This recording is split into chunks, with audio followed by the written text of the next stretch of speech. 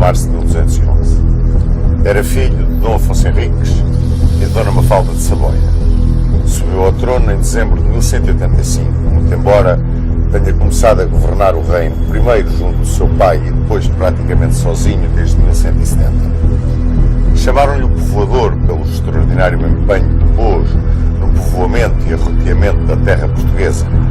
Terra portuguesa que alargou primeiro até Silves e depois, durante a grande invasão do Almanzor, como vamos ver, teve que recuar a fronteira até a linha do Tejo. Foi um homem de grande dedicação à terra portuguesa. Covilhã, Gouveia, Guarda, quantas terras que hoje nos são absolutamente familiares, nasceram do seu gênero. E nasceram também da necessidade que teve de defender como uma linha de fronteira, entregue às ordens militares, a terra sagrada que herdara de seu pai. Foi um romântico, no fundo, um cavaleiro de lenda, um cavaleiro quase diria como os romances de cavalaria da Tábua Redonda. Compôs Ai Eu Coitada, a primeira canção de amigo, talvez, que se conhece, e teve uma paixão na vida muito grande pela ribeirinha, Dona Maria Pais Ribeiro, com quem viveu um romance maravilhoso depois de ter enviuvado de Dona Dulce de Aragão.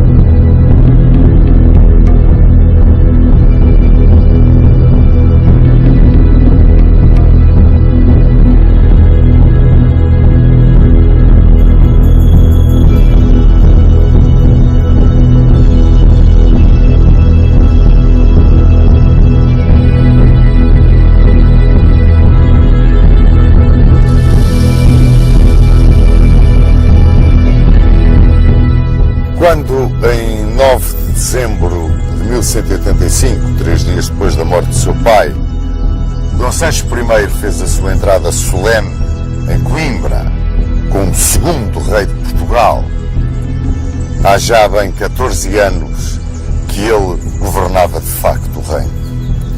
Isto porque a incapacidade em que tinha ficado Dom Afonso Henriques depois do desastre de Badajoz, a muita idade que já tinha, os achaques que o levavam tantas vezes às Caldas de Lafões, tinham forçado a que Dom Sancho tomasse conta das rédeas da governação.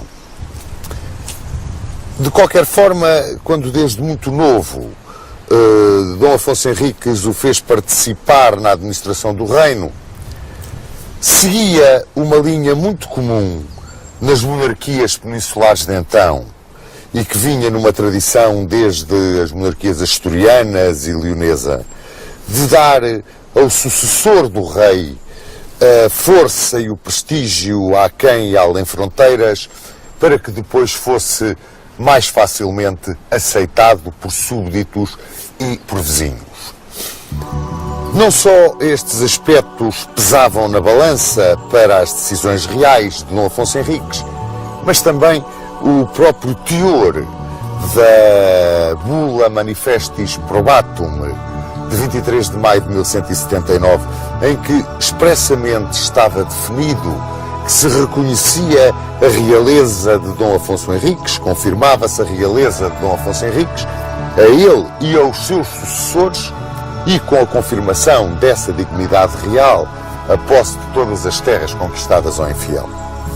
Assim, Dom Sancho assumia a realeza de um Estado que estava ainda numa fase de consolidação. Havia mais de meio século que Portugal tinha em Zamora ganho formalmente a sua independência.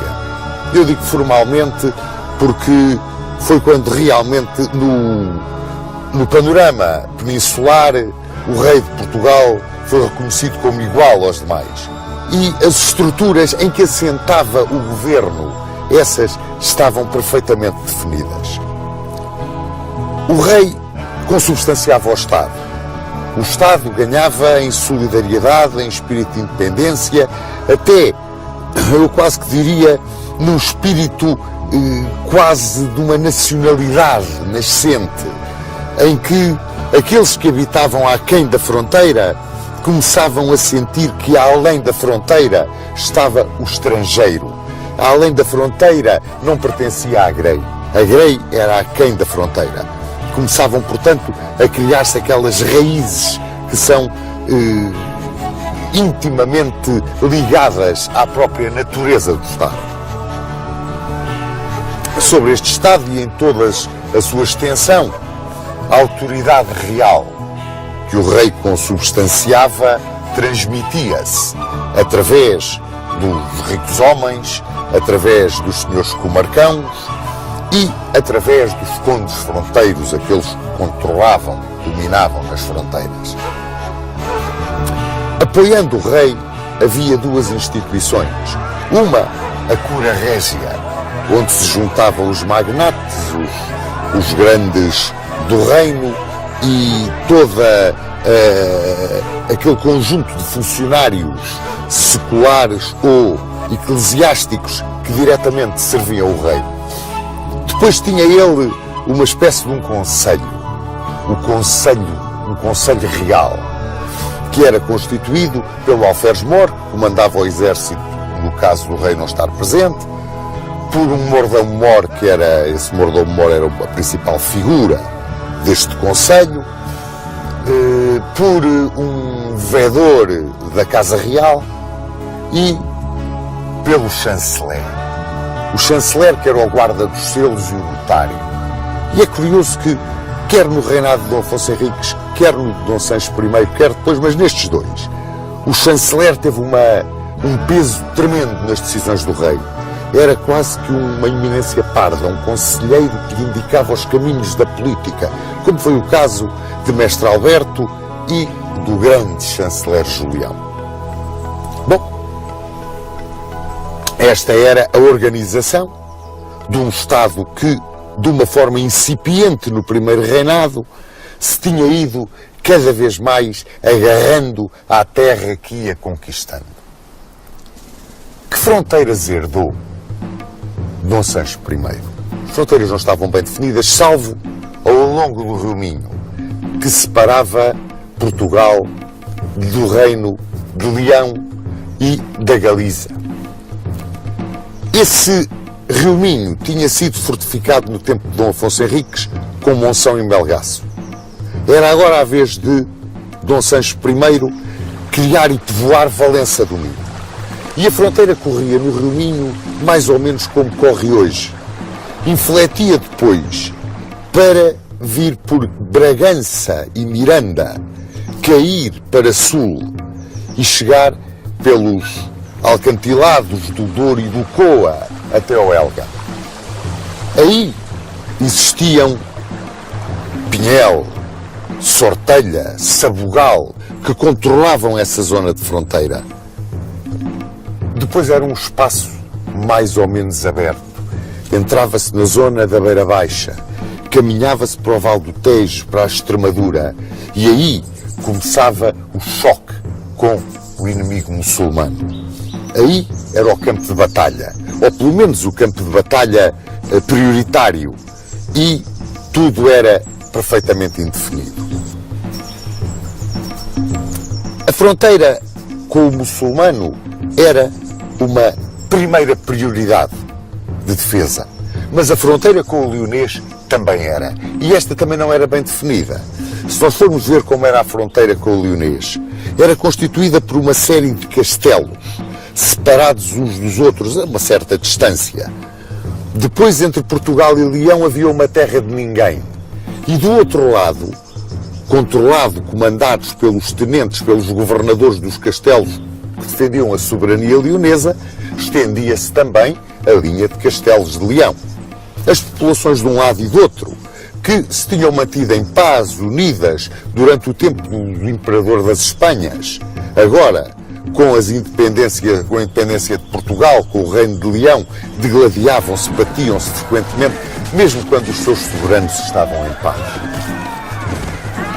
Dentro deste mosaico que vos indiquei, Dom Sancho aproveitou aquele período que desde a sua ascensão ao trono até 1189, quando foi a tomadia de Silves, foi um período de paz, aqueles 4 anos de paz relativa, porque teve uns atritos sempre com o rei de Leão, Afonso IX. Mas o período de paz relativa foi empregue por Dom Sancho no início da sua magnífica obra de povoamento. Apenas tinha sido delineada no tempo de Dom Afonso Henriques, não havia estruturas, o reino não estava solidamente agarrado ao chão. Então, ele recorreu para fazer esse povoamento aos grêmios municipais. Criou os concelhos. E criou concelhos que iam acompanhados sempre pela respectiva carta de foral, que criava muitas vezes o concelho e que era como que um regulamento de obrigações e de regalias dos seus moradores. Conseguia, ao criar estes concelhos, começar a atrair a população que vinha das zonas mais povoadas para as menos povoadas, vindo ocupar estes concelhos que tinham várias características. Havia uns que eram os concelhos mais próximos das fronteiras em guerra, onde os seus habitantes gozavam de grandes regalias e tinham grandes isenções. Depois, aqueles mais para o interior, mais antigos, onde já estava mais cimentada a nacionalidade, aí havia, por assim dizer, terras que pertenciam mais ao senhorio régio, ao senhorio dos grandes senhores, ao senhorio do clero. E aí as condições não eram tão boas. Havia também, e isto a título quase de explicação da formação da sociedade portuguesa, sai um bocadinho do âmbito de onde nós queremos bater, mas dando uma ideia de como ela era formada, já não era propriamente, embora com o clero, a nobreza e o povo e o rei no topo, a parte popular já não era tão estratificada.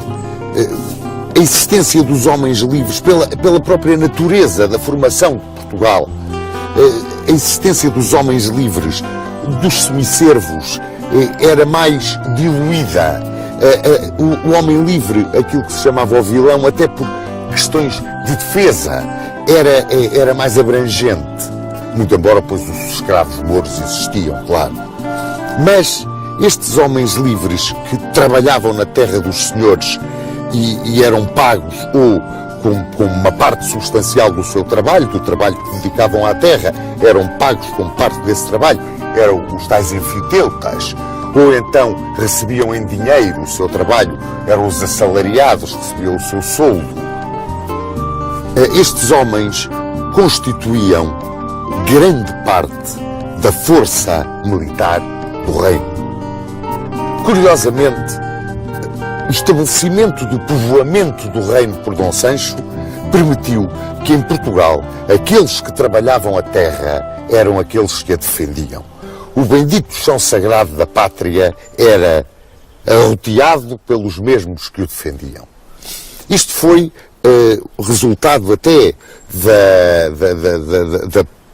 digamos, da pouca quantidade de população. Demograficamente Portugal era muito fraquinho, não tinha uma grande população, e então houve necessidade para trazer para as zonas mais abertas ao inimigo, para as fronteiras que estavam em maior discussão, foi esta a política de Dom Sancho, trazer populações do interior. Muito embora a ideia de que os territórios tinham sido completamente armados, desertificados por mor da guerra, não é verdadeira. Havia sempre, como disse e muito bem o professor Armando Saraiva, entre mortos e feridos alguém havia de escapar, e ficavam sempre populações ali naquelas zonas onde o fluxo e refluxo da Reconquista passava ora a um lado ora ao outro. E foi com base nesses núcleos populacionais que ficavam que se foram criando os concelhos limítrofes, os tais concelhos limítrofes da fronteira, aqueles que ali ficavam e que lindavam, ficavam no limite com o território que era, por assim dizer, o território inimigo. Para que a população que vinha para arrotear a terra, para ali se colocar, quantas e quantas vezes chamada de origens de presos libertos, de servos a quem era dada a liberdade, que vinham, era uma velha tradição das monarquias cristãs da Reconquista, que vinham ocupar, afinal de contas, os concelhos que estavam em zonas mais perigosas. Havia que lhes dar uma defesa. Bem, essa defesa assentava fundamentalmente nas ordens militares. As ordens militares, ao contrário das mesnadas dos senhores e até das milícias dos concelhos, e eu refiro as mesnadas dos senhores e as milícias dos concelhos porque eram dois dos elementos da hoste real, eram de difícil mobilização.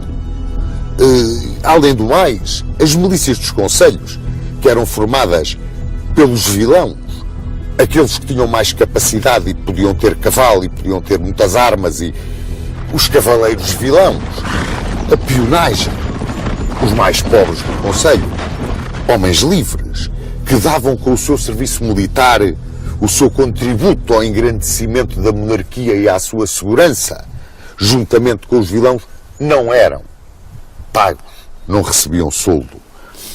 Era, sim, o serviço que eles davam quase como uma contrapartida às terras que recebiam, às doações que lhes eram feitas nos forais.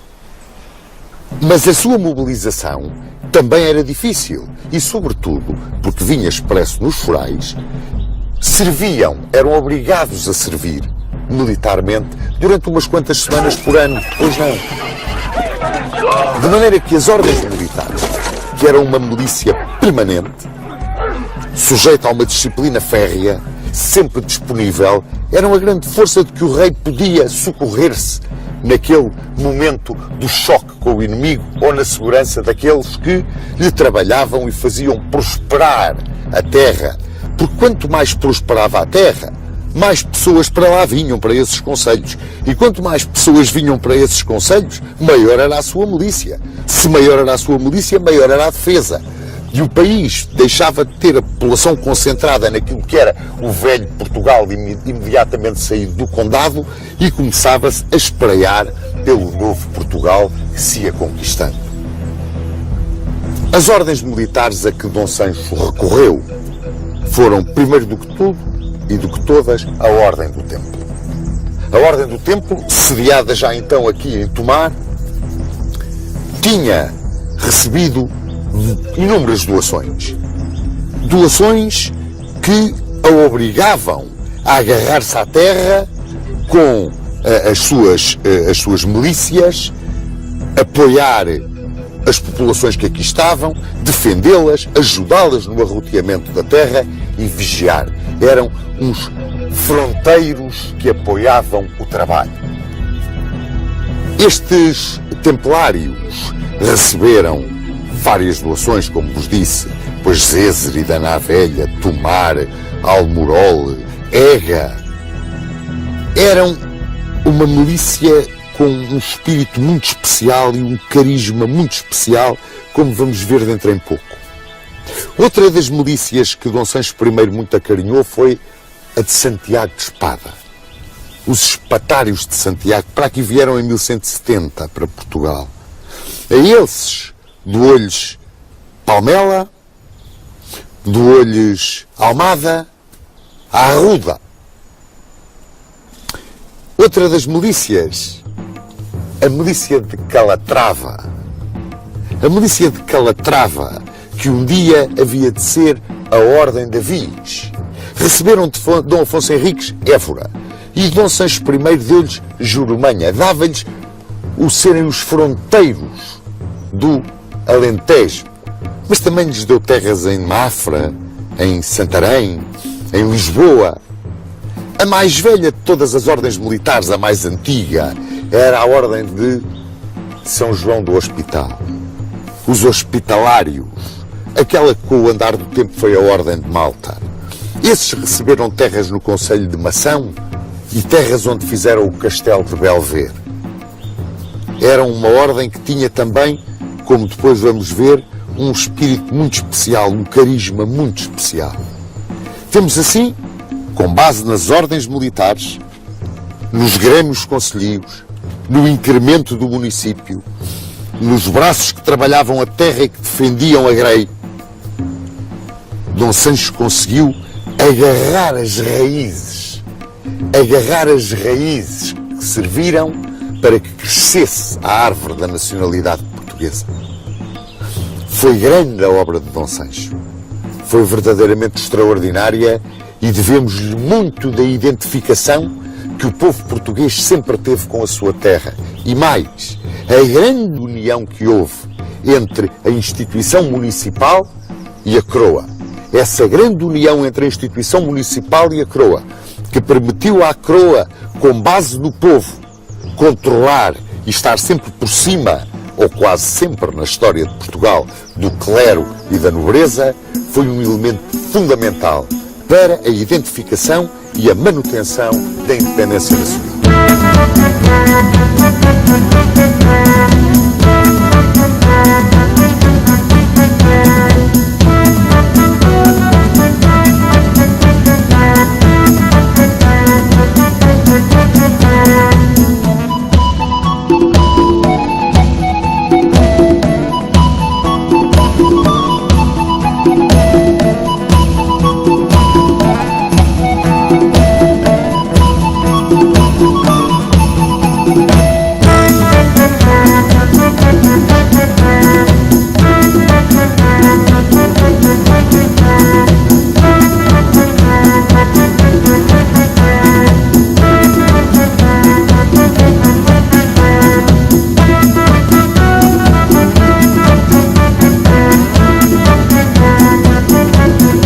Ora, logo no início do seu reinado, como vos disse, havia umas certas questiúnculas entre Dom Sancho I e o rei de Leão.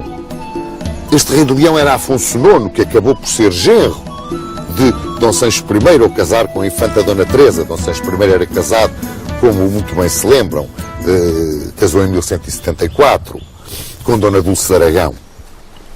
Ora, por razões sucessórias e questões de fronteira, eles andavam sempre em briga. E, nesta altura, precisamente ao chegar ao fim dos anos de 1187, 1186, ali naquela altura em que Saladino aparecia em grande força na Terra Santa, Nós estávamos envolvidos num conflito em que entrava Afonso VIII de Castela e em que entrava Afonso IX de Leão e aquilo não estava ali muito em paz. Sucede que nesta altura Saladino vence a grande batalha do Lago de Tiberíades. E na grande batalha do Lago de Tiberíades capturou Guy de Lusignan, capturou o Santo Lenho, parte do Madeiro onde tinha sido crucificado Cristo, e preparava-se para conquistar Jerusalém, o que aliás fez. Saladino foi o grande líder do mundo islâmico.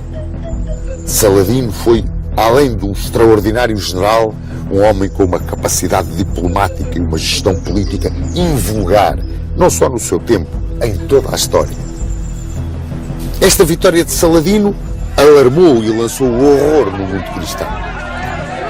E Roma pregou uma cruzada. E Dom Sancho I resolveu entrar nessa cruzada. Bem, foi em todo o reino, sobretudo junto das ordens militares e dos grandes senhores, um alerta geral. Não, senhor, não tinha nada aqui para a cruzada, porque aquilo que estava a suceder aqui no Andaluz era uma cruzada. E havia muito para baixo, para o Garbo, para ser conquistado, e era escusado ele sair do reino com a sua hoste real e ir embrulhar-se na Terra Santa, na cruzada contra Saladino. Estava aqui muito bem e era aqui que ele devia de combater e era aqui que ele devia de continuar a sua obra de conquista e cristianização da terra do infiel, que afinal era nossa e tinha sido conquistada por ele. Portanto, era esta reconquista que era a sua cruzada. E lá o convenceram. E Dom Sancho resolveu, vendo as possibilidades que havia de alargar a fronteira do seu reino, avançar sobre o Xenchim, avançar sobre a parte mais a sul de Portugal, entrar naquilo que é hoje o Algarve, o Alfogar Morisco. E se havia alguma presa que valia a pena ir apanhar, se havia alguma joia para a coroa que havia de ser apanhada porque era realmente digna de todo o esforço do rei, era Chelve. Chelve, a Silves dos cristãos, era realmente a joia da coroa no Xanxim.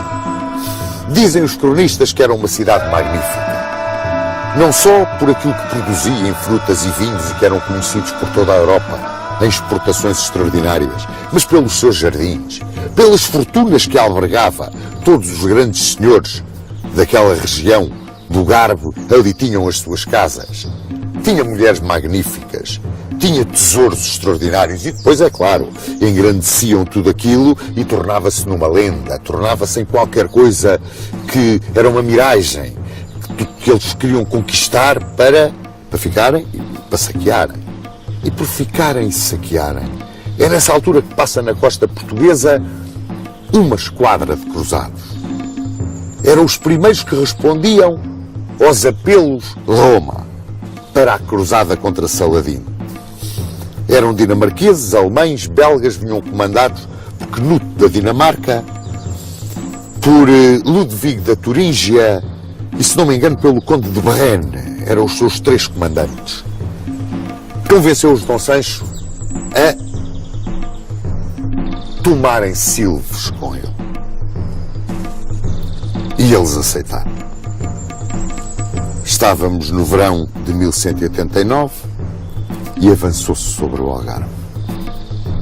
Silves era protegido por Alvor, Lagos, Portimão. Aliás, foi para Alvor que as populações, logo que se começou a desenhar o avanço das forças cristãs, se foram refugiar. As populações dos campos não cabiam todas dentro de Silves.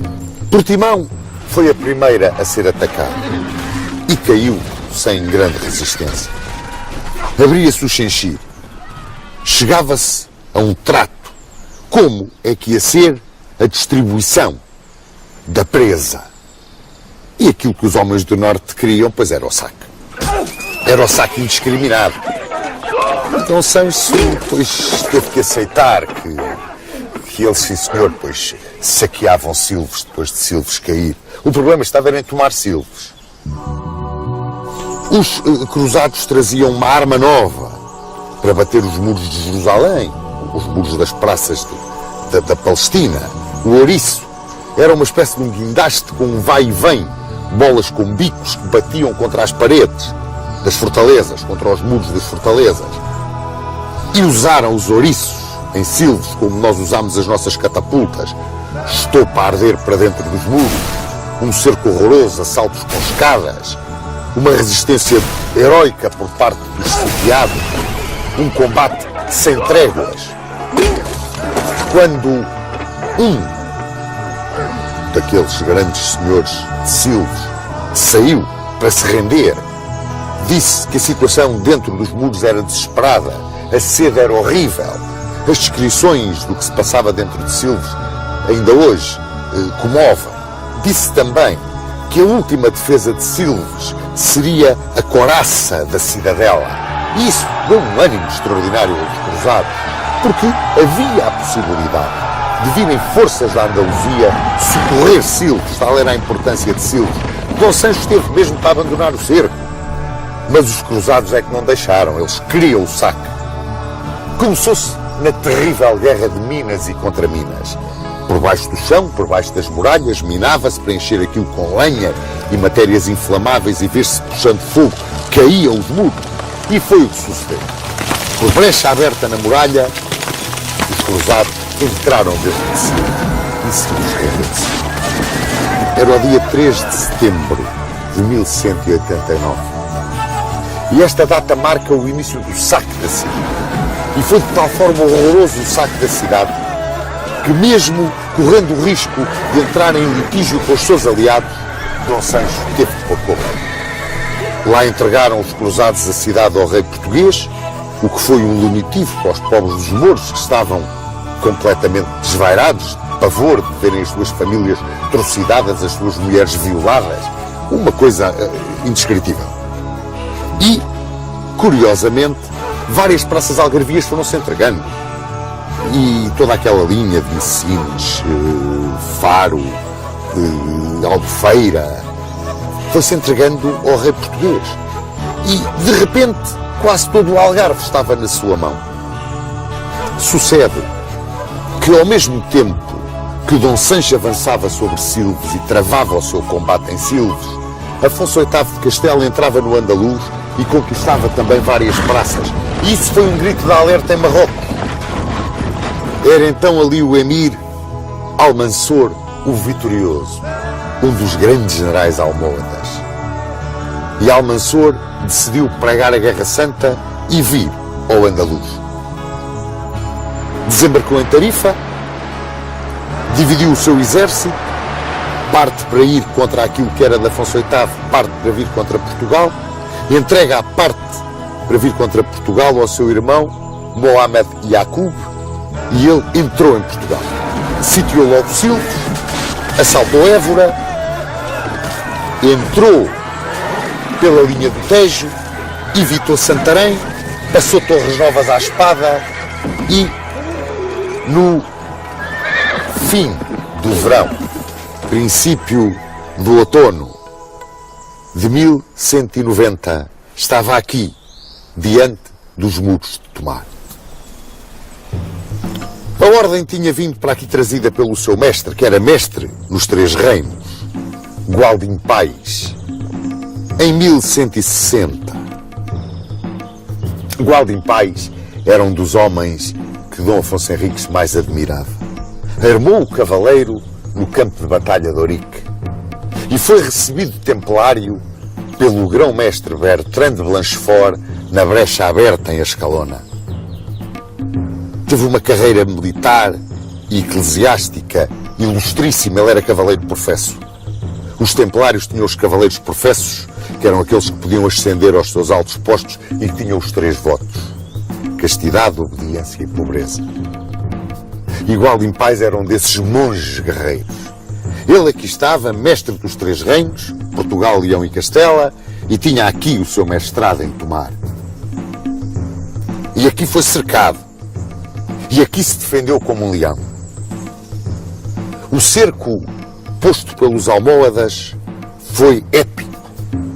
E o que é curioso é que neste sítio onde estamos, que é aqui mesmo a 2 passos da Porta do Sangue, foi aqui que tudo se decidiu. Num assalto desesperado lançado contra esta Porta do Sangue, os templários resistiram, estavam no limite das suas forças, mas a doença graçou entre o inimigo. E eles foram obrigados a levantar o cerco e a retirar sobre Sevilha. Era a 11 de novembro de 1190 e nas lajes da charola, deitado no chão com os braços em cruz, o Albin Pais agradeceu a vitória. Foi a sua última grande vitória, morreu 5 anos depois.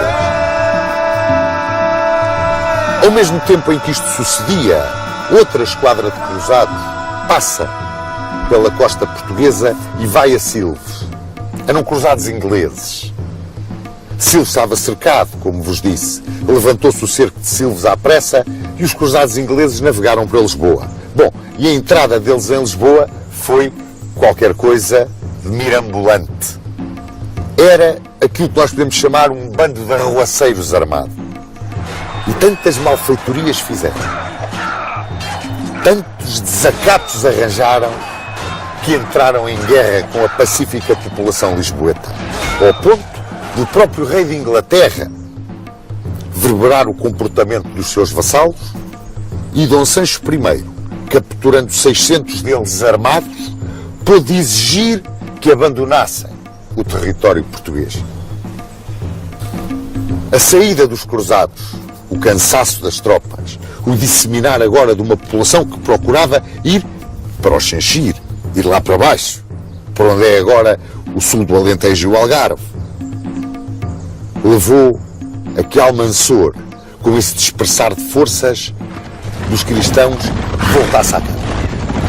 E então, Almansor o Vitorioso realiza aqui, no nosso território, a sua mais brilhante campanha. Apanhou tudo quanto era Garbo, tudo quanto era Alfagar e Alcácer. Chegou ao limite de Belata, a Estremadura e o Ribatejo. Ficou apenas Évora, em posse dos cavaleiros de Calatrava, solitária. Como se isto não bastasse a Dom Sancho, com a linha de fronteira recuada outra vez até o Tejo, entrou em litígio com a Igreja. O Papa Calixto III resolveu que o rei de Leão, Afonso IX, não podia ser casado com a infanta Dona Teresa de Portugal, porque eram parentes muito próximos. Revoltaram-se os 2 monarcas, mas o Papa não esteve com meias medidas. Ameaçou-os com o interdito, a excomunhão. Perante esta ameaça, o leonês rompeu o casamento. Ia Dom Sancho I entrar na segunda fase do seu reinado. E entrava nela com um reino ferido pelo gênio militar do Almansor. Ele, sem saber bem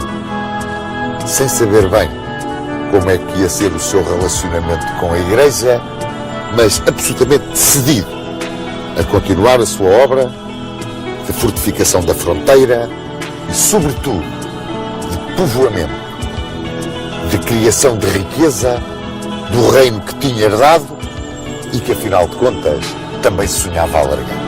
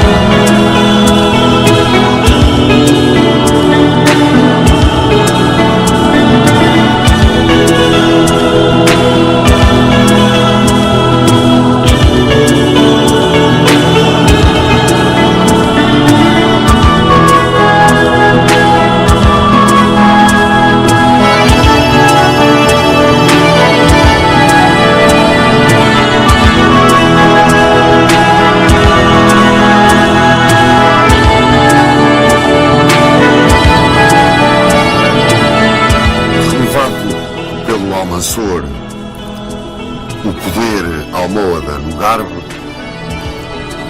Portugal recuava novamente para a sua linha de fronteira no Tejo. Perdiam-se as conquistas de Dom Sancho I e de Dom Afonso Henriques neste fluxo e refluxo tão característico da Cruzada Peninsular.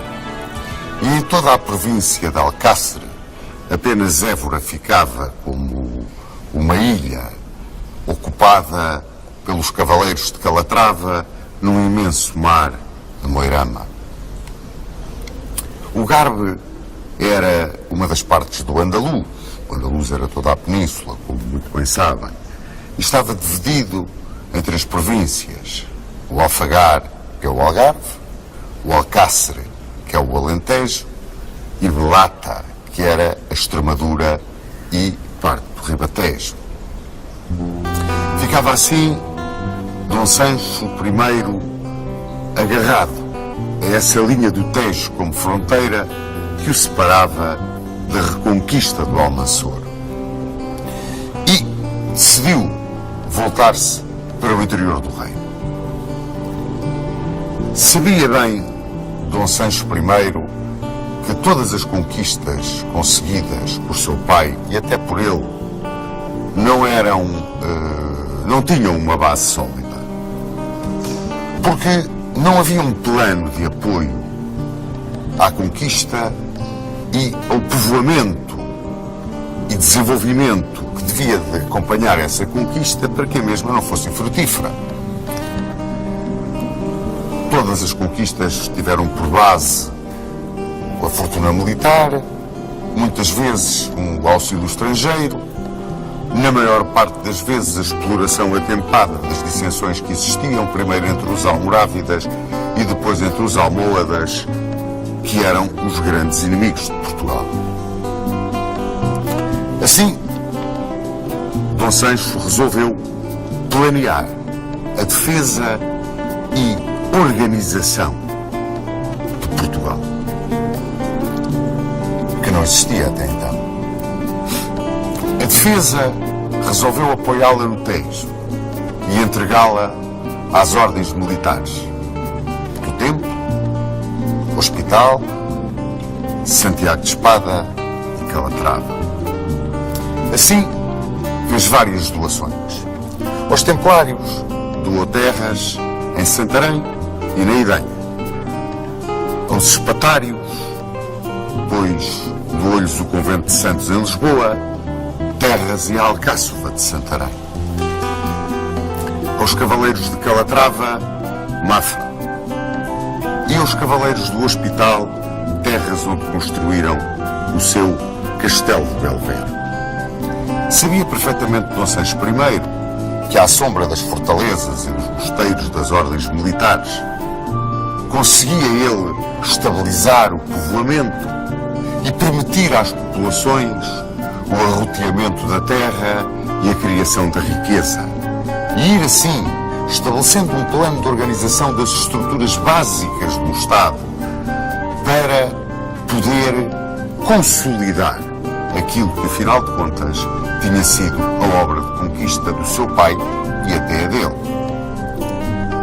Ao abdicar, por assim dizer, dos títulos de rei de Silves e dos Algarves, ele interiorizava que realmente aquilo que ele era o rei de um Portugal que tinha de reformular toda a sua estrutura interna e tinha de criar riqueza que lhe permitisse lançar-se em novos e até mais brilhantes empreendimentos.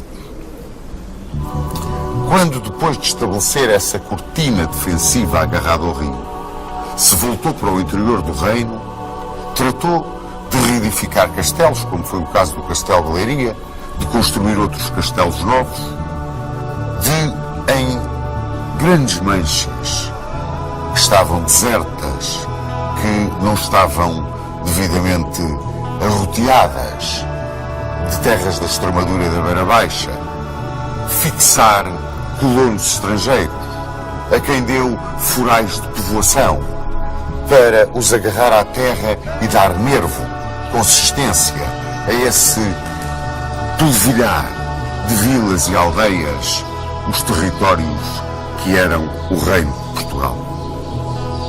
A terras antigas, como o caso depois de Penacova, de Marmelar, de Cavaleiros, pois reestruturou as suas estruturas municipais, foi dando uma força muito grande ao povoamento do seu território. Quando, neste seu trabalho pacífico, Dom Sancho I estava a entrar dentro de um sistema conduzindo a um resultado extraordinariamente positivo, que afinal ele procurava, rebentou outra vez o conflito na Península dos Alpes. O rei de Castela, Afonso VIII, irrequieto, resolveu invadir a Andaluzia. E de Algeciras lançou um cartel de desafio, como era costume entre os cavaleiros da época, ao califa Almansor. E Almansor aceitou. E em 1195 invadiu novamente o Andaluz, o que levou Afonso VIII a pedir a coligação de todos os reis cristãos para parar e investir em Almohade. Responderam-lhe favoravelmente Portugal e Aragão, mas Leão e Navarra, o ciúme, o medo da expansão castelhana, não só não acorreram ao chamamento, como estabeleceram um pacto de paz com o Almansor. Em 19 de julho de 1195, junto ao castelo de Alarco, nos Planos da Mancha, travou-se uma batalha terrível para os cristãos. É, talvez, a mais catastrófica de todas as suas derrotas durante a Reconquista.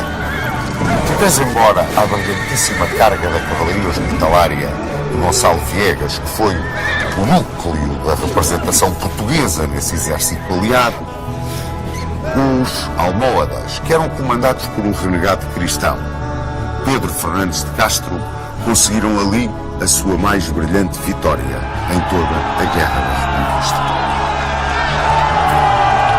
Esta Batalha de Alarco traumatizou profundamente os monarcas cristãos de Castela, Portugal e Aragão. E, em 1196, Dom Sancho I, que era sogro do Rei de Leão, furioso com a posição que o Rei de Leão tinha tomado em todo aquele problema da invasão do Almansor, aliou-se com o castelhano e o aragonês e foi para a guerra contra Leão.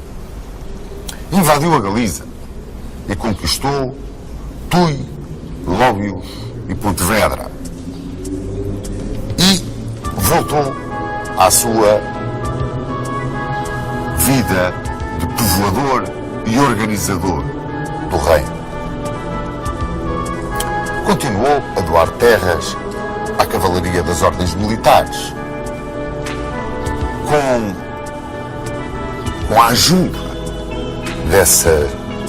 dessas ordens militares, estabeleceu, além da cortina defensiva, uma espécie de zona tampão, onde o povoamento se ia incrementando e para onde ia chamando populações vindas de outros territórios já perfeitamente consolidados dentro da Reconquista cristã. Em 1198, mais ou menos 1197, 1198, pensou em construir uma forte cidade na fronteira leonesa e nasceu a cidade da Guarda, para onde ele depois passou tudo quanto era organização religiosa e administrativa da Idenha para a Guarda. Tornou a Guarda numa cidade extraordinariamente importante. Era uma âncora na fronteira de Leão e bem precisava dela, porque pouco depois o leonês resolveu invadir Portugal. Invadiu Portugal e entrou, cercou Bragança, entrou por trás dos montes, cercou Bragança houve uma série de combates com o exército português e a campanha agravou-se para as forças portuguesas que, muito perto de Ciudad Rodrigo, foram derrotadas.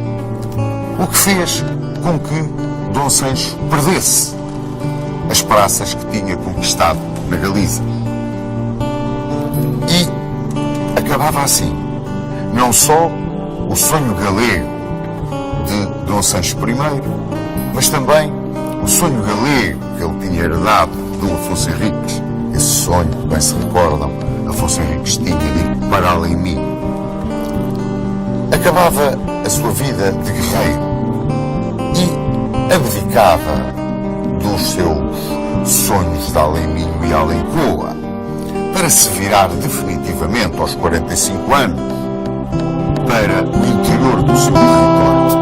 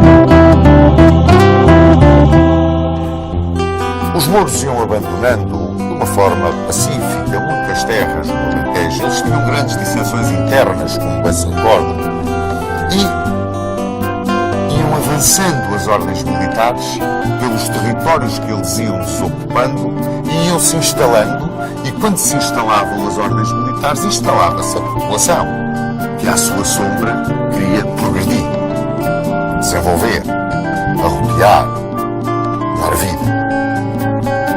Começaram a aparecer povoações como Ivedel, Montal do Sor, Alhandra, Aveiras, e foram-se criando mais castelos, fortificando-se essa linha ao longo do Rio Tejo, entrando pela beira, vindo cá acima, perto da fronteira, em Trás-os-Montes.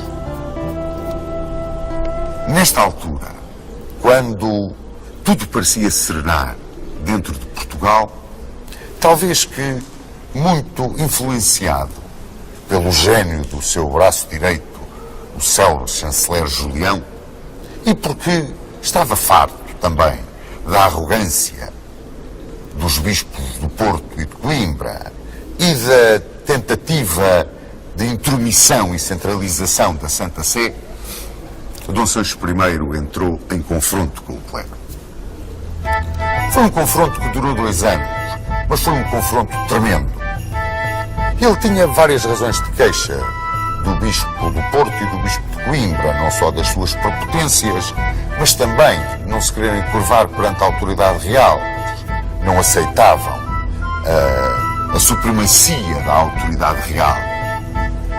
E discutiam também com a autoridade real as percentagens das rendas a cobrar. Nesta luta com o clero, que o levou à excomunhão, porque ele desafiou frontalmente Inocêncio III, Dom Sancho teve o apoio do braço popular. Há até 2 casos curiosos, 2 burgueses do Porto.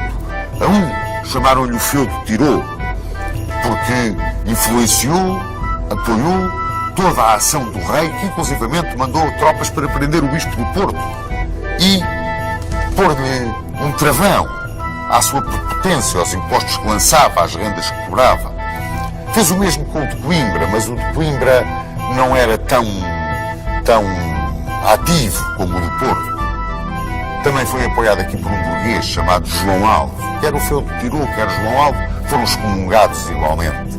Havia, portanto, uma grande identificação entre o movimento popular contrário às prepotências do alto clero, e a posição do rei apoiando esse movimento popular e querendo esboçar, depois de ter estabilizado todo o povoamento e o arroteamento dos seus territórios, estabilizar o seu próprio poder, centralizar o seu próprio poder. É claro que, com o reino excomungado, ele tomou cuidado e criou novos castelos e fortificou toda a fronteira. Por exemplo, na zona entre Numão e a Covilhã, com fortalezas como Gouveia e Trancoso, as fortalezas mais chegadas à fronteira de Leão, não fosse o caso do Papa, porque o reino estava interdito, aconselhar a tomadia do mesmo, e de certeza que o rei de Leão vinha por aí abaixo para entrar em Portugal.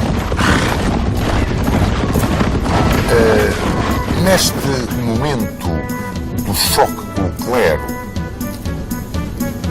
Dom Sancho criou, com os colonos francos, duas povoações que têm grande fama.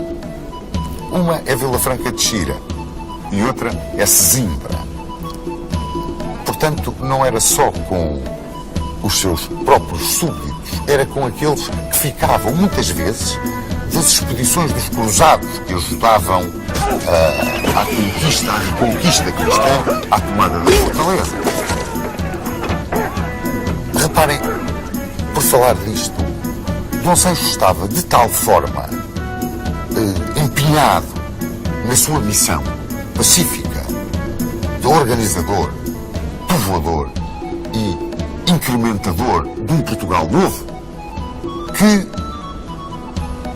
inclusivamente não aceitou entrar da posse de Silves em 1198, mais ou menos, quando uma esquadra de cruzados alemães tomou Silves de assalto. Abdicou de ir outra vez ao sul do Carmo, não se sentiu com forças para o fazer. E não eram só forças militares, eram também a sua própria força física. Isto por volta de 1208, 1209, Dom Sancho sentiu-se adormecer.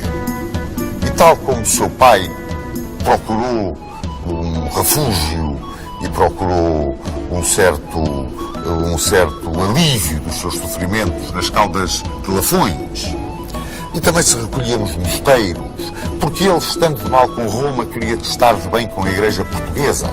Ele tinha aqui grandes amigos na Igreja Portuguesa. Um deles até se tinha zangado bastante, que era o Bispo de Coimbra. Mas quando se sentiu muito mal, chamou precisamente o Bispo de Coimbra e o Bispo da Guarda e o Bispo de Lamego para que fossem ter com ele, para, juntamente com o alto clero, ele traçar as suas últimas vontades, ao traçar das quais quis que estivesse presente o seu herdeiro e sucessor. Aí fraquejou. Aquele homem de uma fortaleza extraordinária, nos derradeiros momentos fraquejou.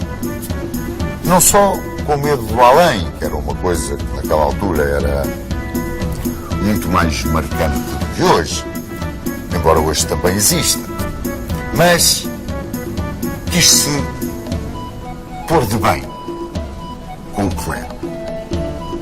E, através de doações que fez, quer ao alto clero, quer à alta nobreza, sobretudo aos seus filhos, ele quis tranquilizar o seu espírito e morrer em paz com Deus.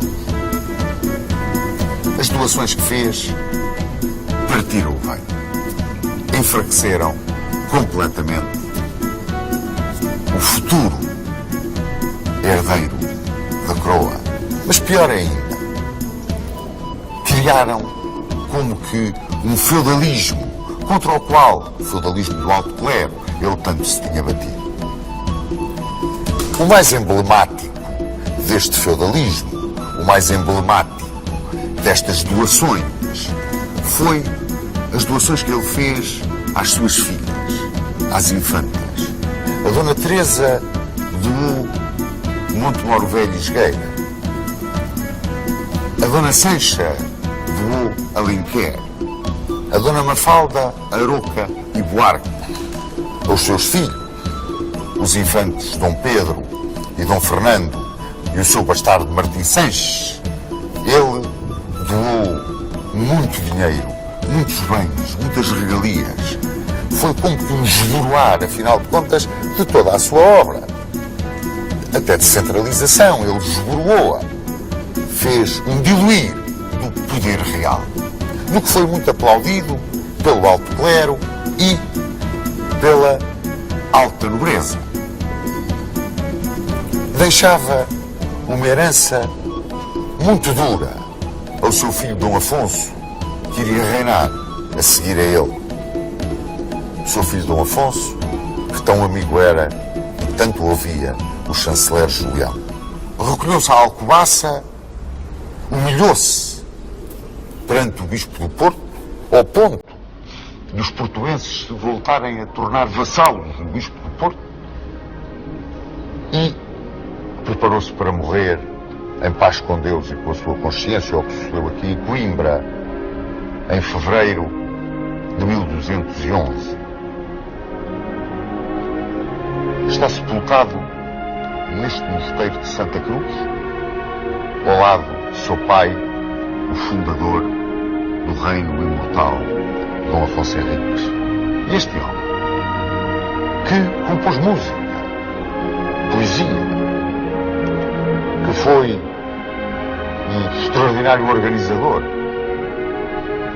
foi um revitalizador do seu domínio, foi um grande amigo do seu povo.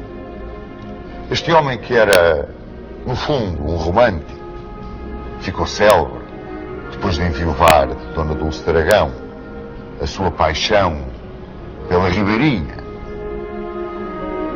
e que soube construir as estruturas de base do Estado português, acabou por diluir o poder desse mesmo Estado e deixar ao seu filho um país consolidado, mas pobre. E, sobretudo, uma questão tremenda para resolver: a questão das infantas.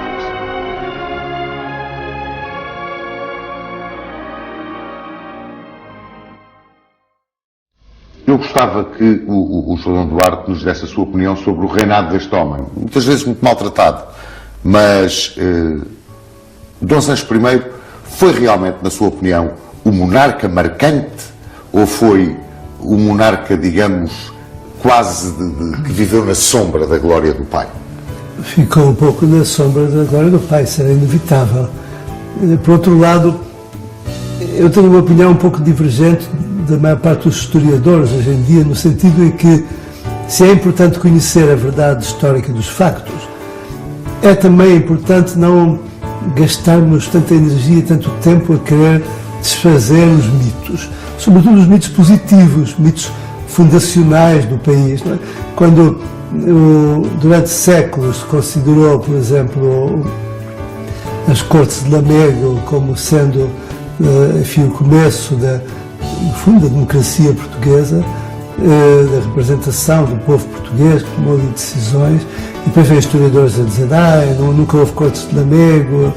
O que é que interessa? Quer dizer, interessa que, se nós acreditamos e baseamos o nosso comportamento futuro nelas, enfim, não se deve mexer nestes mitos históricos dos povos. Não é?